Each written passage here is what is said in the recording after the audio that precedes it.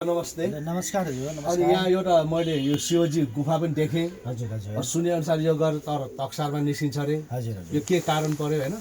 अनि यो सिद्धेश्वर महादेवमा तपाईको सिद्धकाली मन्दिर सिद्धकाली माताको मन्दिर यो कहिलेदेखि पूजा के कारणले हो? छोटकर्टमा यसो बताइदिनुस् त। नमस्कार यहाँहरु सबजनामा नमस्कार मेरो। हजुर।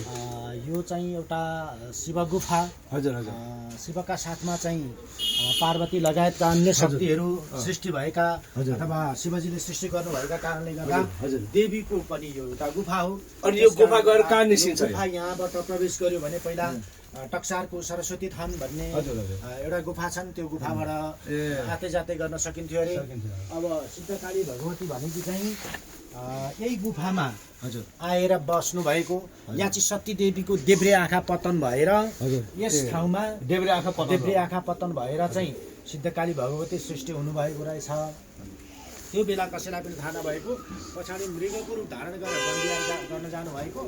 वनबिहार गर्ने क्रममा चाहिँ ब्यादाहरूले देखेर मार्न खोज्दाखेरि फेरि यही गुफाभित्र प्रवेश गरेर यस ठाउँसम्म आउँदा पनि ब्यादाहरूले नछोडेका कारणले गर्दा ब्यादाले अब मार्छन् मलाई हान्छन् भन्ने जानकारी भए पश्चात देवीले आफ्नो स्वरूप एउटा बालिकाको जस्तो झरझर बल्ने मूर्तिको स्वरूप तयारी गरेर देखाउनु भएछ।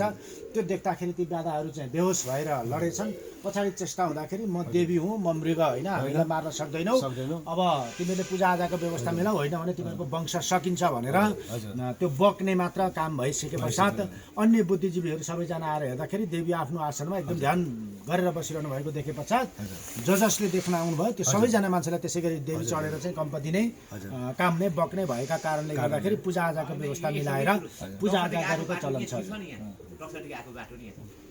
हस्, थ्याङ्क यू।